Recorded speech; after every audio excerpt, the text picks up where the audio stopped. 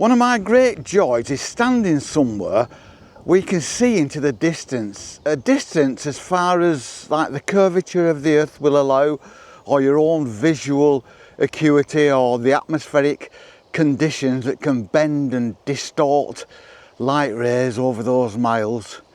From the height we are now, we can see about 25 miles to the coast and about 5 miles out to the gas rigs off the Fylde coast and the wind farms off Liverpool. We can see to the peaks of Snowdonia in North Wales, the hills of the Peak District and the southernmost fells of the Lake District. And indeed, on a really clear day, we can see the peaks of the Langdale Pikes, one of my favourite haunts. I think we need to get high and look out across great swathes of land to ground us, to show us how great we are as we survey our domain, or to show us how insignificant we are in the scheme of things.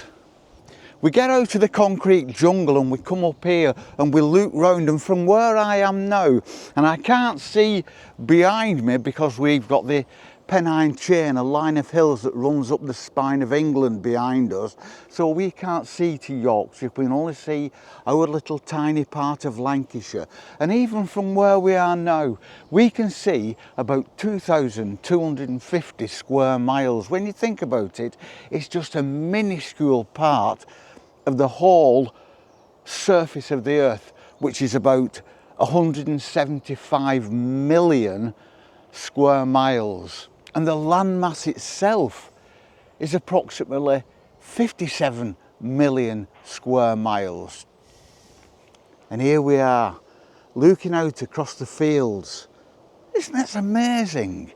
You can stand here, you get up high, get on top of a hill somewhere near you and look, and if you can see into the distance, you can see thousands of square miles of land. You can see thousands of square miles of humanity going on around you, going about its business. All the flora and all the fauna, the trees, the animals, the people, the clouds drifting across that few thousand square miles of land and sea and space and earth. It makes you feel big and it makes you feel tiny, all at the same time.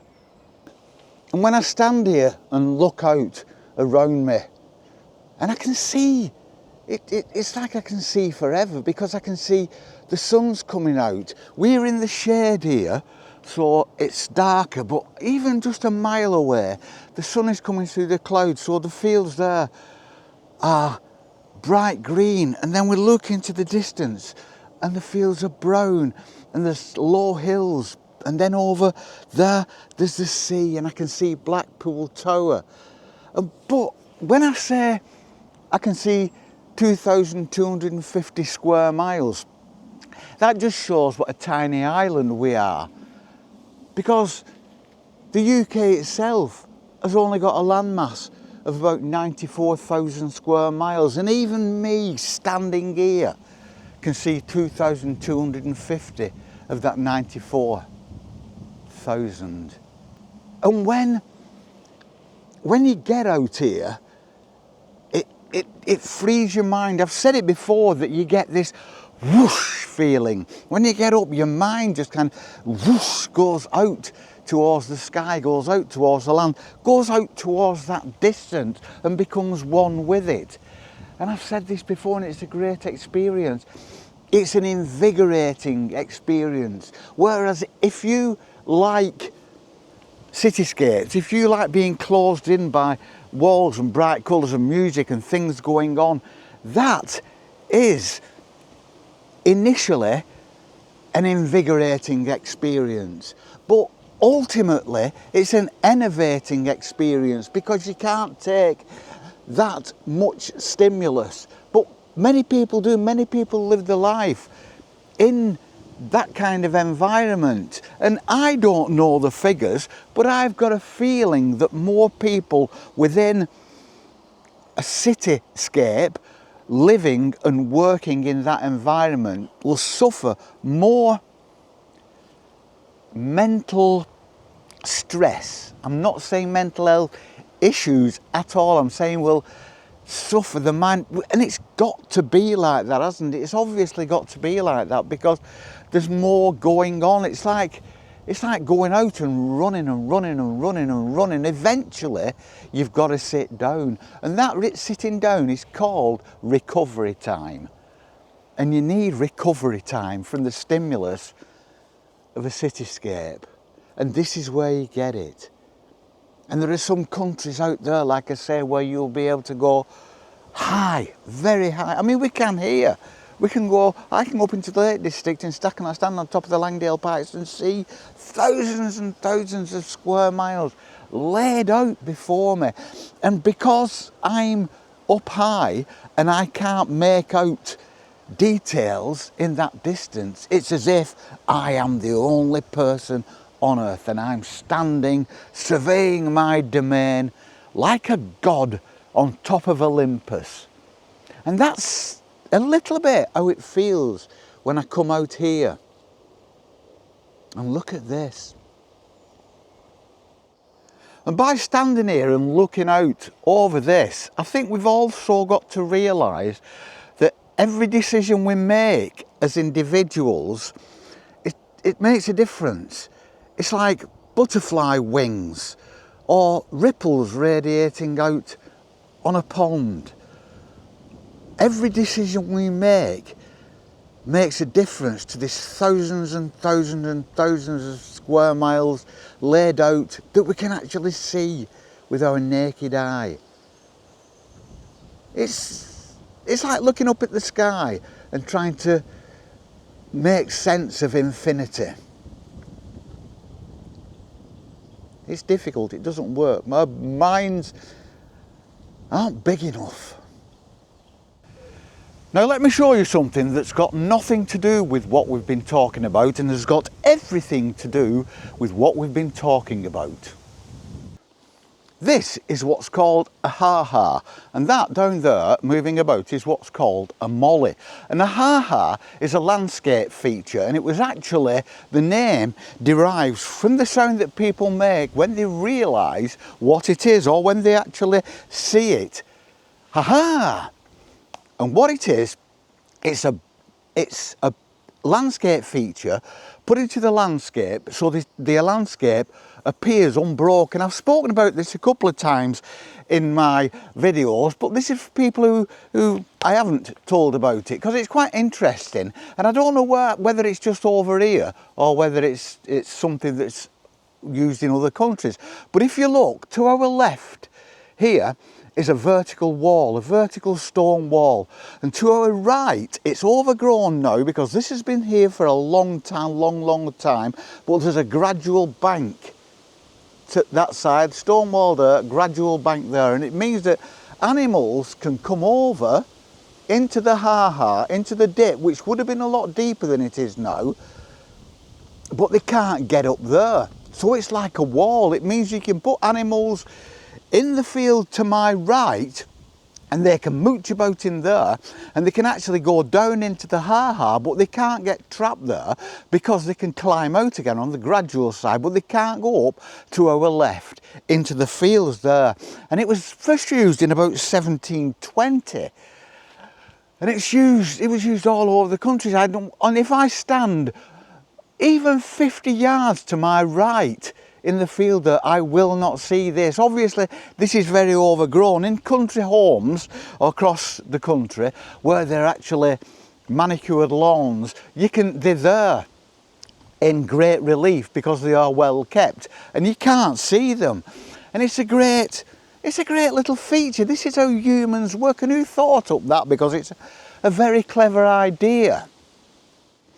And when I say it's got nothing to do with what we were talking about and everything to do with what we were talking about, it's because this is part of the landscape that I could see from on high.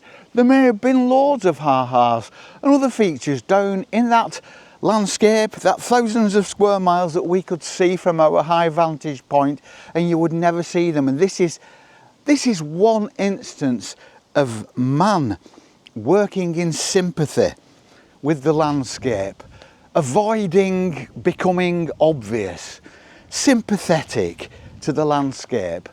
And it's great, and it's a great thing. It just shows that we as humans can be good, can be better.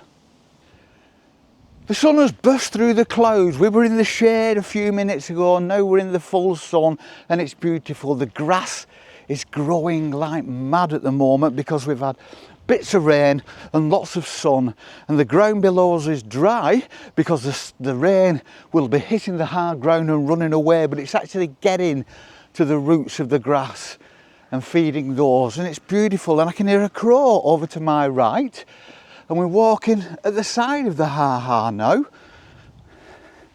I don't know whether you can see it. You can see the stone wall of it at the other side.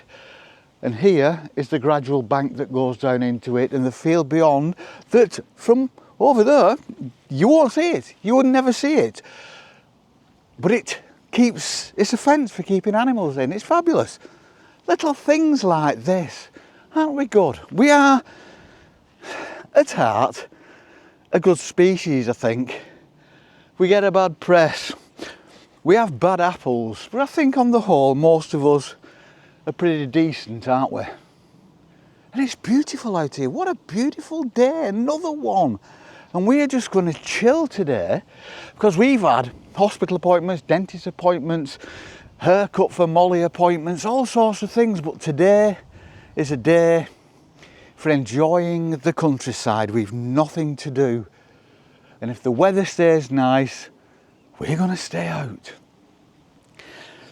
Get up high whenever you can, and then work out. Have a look and kind of work out how far you can see, whether it's like 25 miles that way, 25 miles that way, 25 miles that way, 25 miles behind you, or even more.